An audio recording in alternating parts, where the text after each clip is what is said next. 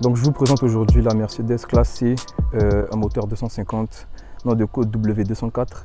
C'est la même que celle de 2007 comme vous la connaissez, seulement que ça c'est le facelift. Donc premier élément pour reconnaître le facelift, c'est ce phare qui se complète directement sur la calandre. Vous ne l'avez pas sur le modèle précédent, il se coupait quelque part par là. Donc là ils l'ont prolongé. Après vous avez ces feux de jour qui ont été ajoutés, ces feux LED, voilà, avec cette si belle calandre. Maintenant, on a la calandre Panamérica, mais bon, celle-ci est toujours aussi belle. Donc, ne vous référencez pas au pare-choc parce que celui-ci, en vrai, c'est celui de la C63. Donc, on peut le reconnaître grâce aux aérations qui sont juste là et à sa gueule, cette petite partie noire, un peu cristal, qui donne un effet très très sportif. Donc, voilà l'avant de la voiture. Alors, sous le capot, nous avons cet engin 1.8 turbo pour les 2.5 qui sont écrits derrière. Donc voilà le turbo qui se cache quelque part par là. Il développe en tout 204 chevaux pour 310 de torque. Donc on va vous montrer ce que ça donne sur la route et voilà un tout petit peu l'engin. On va passer à l'arrière. Pied des flancs, c'est la même chose que le modèle précédent, pas de grands changements, à part ces phares qui ont été ajoutés, ces feux de côté, clignotant sur les, voilà, avec un petit V. Enfin je ne sais pas si c'est un C mais ou un V, donc voilà. C'est la différence majeure sur ce modèle. Hormis ça, il n'y a rien de spécial. À l'intérieur, la poignée déjà est pas mal. Tac. Donc, petite vue d'ensemble. Hop là, on revient sur la portière.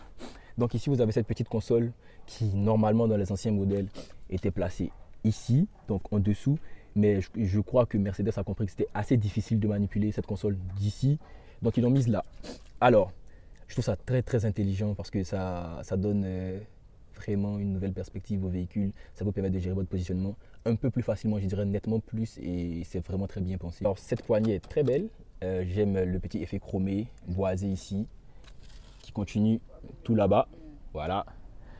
En dessous, vous avez Harman Kardon pour le son. Vous avez de quoi ouvrir le coffre ici, là, tac. Donc on presse, on maintient, le coffre s'ouvre. On va maintenant passer à la console centrale. Donc, tac. Voilà la console centrale. Hop là, petite vue. Et donc, console centrale, elle est pas mal. J'aime l'écran qui est incrusté. Avant, il y avait les écrans dits robotiques ici qui sortaient, se plaçaient comme ça. Mais maintenant, nous avons ça. Et j'aime le design. J'aime bien. Donc, c'est pas mal dans le design. Par contre, l'élément que j'aime pas trop ici, c'est ça. C'était soft, mais il y a un peu trop de boutons avec ceux-là qui sont rajoutés. Sinon, c'est beau. Et par contre, le matériel de construction est pas bon. Parce qu'on entend, vous voyez, on entend vraiment des grincements. Et ça, c'est pas l'idéal. Je pense qu'ils auraient pu trouver mieux comme matériel de construction. Comme ici aussi, voilà, ça a l'air vraiment, vraiment moins cher. On se croyait dans un véhicule bas de gamme. Et c'est pas bon. Alors, par contre, celui-là, il est bon. Mais ça, c'est pas la même finition. Comme ce joystick aussi qui est pas très mal. La finition est excellente. Donc, je pense qu'ils devraient utiliser ceux-là pour ceux d'ici. Hormis ça, vous avez cette petite partie grise métallique qui est pas mal. Normalement, vous êtes censé avoir des options ici. Vous avez un petit espace de rangement ici. Tac. Donc pour fermer, vous appuyez une fois. Vous avez le levier de vitesse avec PRND. ES ici, c'est pour mettre en sport ou en E en économique. Ensuite, vous avez le joystick, comme je l'ai dit tout à l'heure, pour régler l'infotainment system. Et ces deux cup holders. Voilà. Donc, je change en phare. Et donc, pour la coudoir, il s'ouvre d'ici. Voilà. Tac. Enfin, il y a le câble qui gêne. Donc, à l'intérieur, vous avez espace de rangement plus un petit port USB. Voilà. Pour pouvoir mettre de la musique à partir d'une clé USB ou charger votre téléphone comme moi je fais. Donc voilà, ça se ferme ici. Donc ça existe aussi de l'autre côté pour ouvrir. Le kilométrage et la température. Donc on va mettre le contact. Voilà. Voyez un peu comment ça commence à t'aider. Il y a un truc qui me plaît aussi. On la retire. On la remet. Lorsqu'on met le contact. Pas mal. Et donc les jauges sont vraiment belles. La jauge d'accélération là, qui monte dans ce sens. Donc c'est pas une aiguille qui, voilà, elle monte dans ce sens et c'est vraiment beau. Je pense que c'est fait depuis 2004. Depuis 2004, voilà, c'est juste le design qui a été changé. Enfin, depuis 2000 même. Donc dites-moi si vous avez la référence exacte. Donc ici, là, on a de quoi régler les phares. J'ai mis en auto. Voilà pour les vitres, pour gérer les rétroviseurs. Et commande au volant, donc vous avez de quoi ici gérer tout ce qui concerne le véhicule. Donc là, trajet, vous avez réglage pour le lustrage, l'éclairage à l'intérieur. Ensuite, vous avez maintenance pour la pression des pneus. Vous avez de quoi désactiver l'ESP. Voilà, c'est ici, voilà, dans assistance et bien d'autres choses. Donc, voilà un peu. Donc, ici, tout ce qui se passe ici, c'est ce qui concerne le véhicule. Tandis que là, c'est tout ce qui se passe pour la partie, on va dire, amusement. Donc, vous avez le Bluetooth, la radio et tout ce qui va avec. Donc, vous utilisez le joystick qui est là, celui-là, voilà, pour gérer cette partie. Donc, voilà, tac, tac, voilà. C'est très pratique, je trouve ça très beau. Mais le point faible, c'est que, par exemple, quand vous mettez le son, on n'entend pas, enfin, on entend, mais on n'arrive pas à voir la barre de volume. Donc, vous pouvez mettre le volume, vous n'avez rien qui vous indique la progression de votre volume. Hormis ça, c'est pas mal. Je pense que nous avons fait le tour. On va passer à l'intérieur. Voilà, on passe à la partie arrière. Donc, nous y voilà. C'est pas très mal, il y a assez d'espace. Voilà, je vous mets ça, j'ai assez d'espace. Donc là, je recule. Vous voyez, l'espace, il est pas mal. La vue aussi devant est pas mal. L'intérieur beige montre sa beauté. Voilà, tac. Il y a des volets de climatisation derrière pour être bien aéré. Donc, l'habitacle est pas mal. Franchement, c'est beau. Voilà, c'est spacieux. Petit accoudoir, donc ça s'ouvre là. Petit espace de rangement et ici aussi. Cup holders. La finition est Mercedes, donc vous vous en doutez que c'est pas mal. Par contre, le plastique ici est un peu de mauvaise qualité. Hormis ça, c'est beau.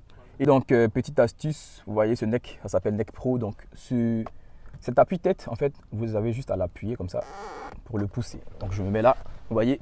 Donc là, vous appuyez là pour le replacer. Et donc, vous appuyez là, comme ça. Donc, ça dépend de vous. Il y a beaucoup de gens qui ne le savent pas, donc c'était juste pour vous montrer. Hop, on va passer à l'arrière. Et donc, nous voilà à l'arrière du véhicule, emblème Mercedes C250. Voilà. Ce que j'aime beaucoup, c'est ce pot d'échappement. Voilà, comme vous pouvez le voir, attendez, je mets ça. Donc, en fait, il y en a deux dans un seul. Et j'aime cette finition métallique au bout. C'est très beau. Donc, voilà. Les feux, on va mettre tout à l'heure le contact pour que vous puissiez les voir, comment ils sont beaux. Et petit aileron. Donc, c'est tout pour l'arrière. Le coffre en lui, il fait 430 litres, si je ne me trompe pas. Voilà, 430 litres. Donc, il est assez spacieux. Pour la roue de secours, elle est sous la trappe. Donc, vous avez une galette ici, ou comme roue de secours. Donc, je vous conseille d'avoir un cinquième pneu un peu plus pratique parce que la galette ne dépasse pas les 80 km/h. Donc, voilà un peu. On va passer maintenant à la phase conduite. Donc, nous voilà dans la phase conduite de la classe C250. Après quelques kilomètres parcourus, on peut dire que le moteur il est pas mal. Il est pas mal. C'est un 250 en réalité 1.8 comme je l'ai dit plus tôt. Mais grâce au turbo, le moteur il donne vraiment. La voiture est un peu basse pour la ville, mais ça va. Par contre pour l'entretien, je pense que ça risque de saigner un peu parce que vous connaissez Mercedes, niveau pièces, c'est pas la porte d'à côté. Hormis ça, angle de braquage Mercedes, donc c'est parfait. Il n'y a pas grand chose à redire. Si ce n'est que le véhicule n'a pas réellement de centralisation des portes. Donc quand vous commencez à rouler, les portes ne se condamnent pas automatiquement. Si vous êtes dans des embouteillages et que maintenir le frein à chaque fois vous fatigue, eh bien vous avez la possibilité d'appuyer le frein et de le maintenir, l'enfoncer jusqu'à ce que vous voyez hold s'afficher. Là, si vous le relâchez, le véhicule ne bougera plus. Il sera immobilisé malgré que vous êtes en D. Donc tout ce que vous aurez à faire pour avancer, c'est appuyer sur la pédale d'accélération et le coude va s'en aller, vous pourrez avancer. Voilà. Là, on va essayer de taper des longueurs pour que vous puissiez voir un peu la puissance du moteur. Donc on va passer en S et tac. En vrai, S, c'est pas hyper puissant jusqu'à dans des rapports un peu plus longs. Donc la voiture pousse un peu plus. Comme vous pouvez le constater, vous voyez, on a 6000. C'est maintenant que le rapport va se passer. Donc c'est un peu ça. Sinon, on n'a pas de puissance additionnée ou des trucs en plus. C'est juste des rapports un peu plus longs. Donc le moteur pousse un peu plus avec ce qu'il a déjà en réserve. Donc voilà. Tout ce qui est du mode sport de la Mercedes classée 250. Je pense qu'avec une C300 350, vous aurez un peu de quoi vous amuser. Un peu plus réellement parce que là déjà on a quelque chose de pas mal. Et ça donne. On va essayer de refaire un tout petit tour. Voilà. Hop. Et donc le turbo se déclenche à partir de 3500 tours en général. Mais hop là, il laisse passer. Mais vous le sentez lorsque c'est déclenché, vous le sentez réellement. Et c'est franchement pas mal. C'est franchement pas mal comme sensation. Voilà. 150. Ok.